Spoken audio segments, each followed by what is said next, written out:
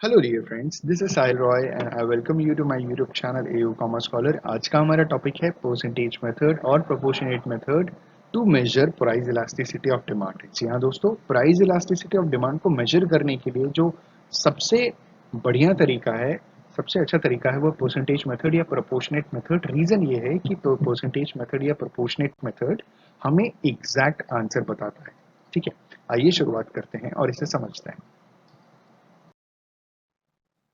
तो दोस्तों, हमारा टॉपिक है परसेंटेज मेथड और proportionate method to measure the price elasticity of demand. इसमें जो सबसे पहली बात कही गई है वो ये है कि price elasticity of demand is measured by the ratio of percentage change in the quantity demanded to a percentage change in the price of the commodity. जी हाँ दोस्तों, साधारण शब्दों में अगर हम इसकी बात करें तो सिंपल सेंटेंस में ये कहा जा रहा है कि जो भी क्वांटिटी डिमांडेड में चेंजेस आ रहे हैं उसका परसेंटेज और जो भी प्राइस में चेंज आ रहा है उसका परसेंटेज, इन दोनों का हम रेशियो जब निकालते हैं और इस रेशियो की मदद से हम प्राइस इलास्टिसिटी ऑफ डिमांड को मेजर करते हैं।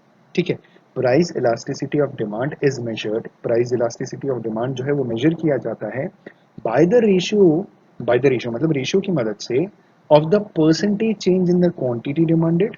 ठीक है, एक्स एक्सिस में हमेशा क्वांटिटी डिमांडेड होता है to a percentage change in the price of the commodity. और परसेंटेज चेंज, ध्यान देने वाली बात यह है कि परसेंटेज चेंज की बात की जा रही है और इनके रेशियो की बात की जा रही है।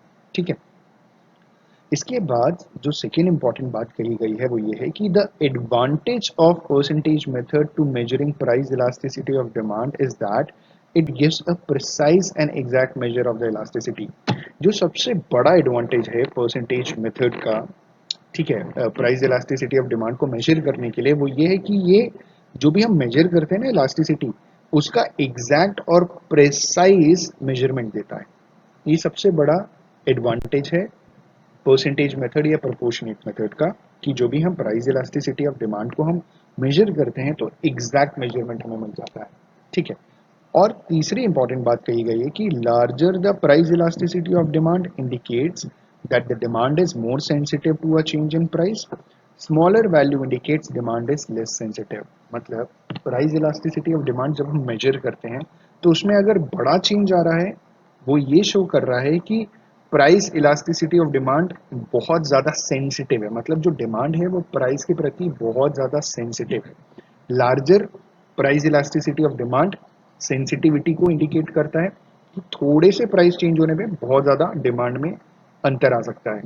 और smaller value indicates demand is less sensitive. जो स्मॉलर वैल्यू है वो ये इंडिकेट करेगा कि जो डिमांड है वो कम सेंसिटिव है। ठीक है, मतलब प्राइस के चेंज होने पर डिमांड को कोई फर्क नहीं पड़ता, ज़्यादा उसमें चेंजेस नहीं आते। अब इसे एक एग्जाम्पल की मदद से, एक ग्राफ की मदद से समझते हैं। आइए क्वेश्चन की मदद से हम इसे एवेलुएट करते हैं। ये जो क्वेश्चन हमारे सामने है ये बुक का क्वेश्चन है। अगर आप माइक्रो इकोनॉमिक्स पढ़ रहे हैं और स्कूल लेवल पे पढ़ रहे हैं तो आप अपनी बुक में इस क्वेश्चन को ढूंढेंगे, और इवन ये क्वेश्चन बार बार रिपीट हुआ है एग्जाम में। तो आइए इसी क्वेश्चन को समझते हैं, आपके लिए बहुत बेनिफिशियल होगा। तो कहा जा रहा है कि consider the demand for a good. ठीक, हम एक गुड की बात कर रहे हैं। At a price 4 the demand for the good is 25 units. 4 रुपए का कोई एक गुड है, जब 4 रुपए में उसकी कीमत है तो वो 25 यूनिट बेचा जा रहा है। सपोज जो गुड्स की प्राइस है वो इंक्रीज हो गई 5 रुपए, तो 4 रुपए से बढ़ करके कितना हो गया 5 रुपए, और इसका रिजल्ट ये हुआ कि जो डिमांड है गुड की वो फॉल हो गई 20 यूनिट्स।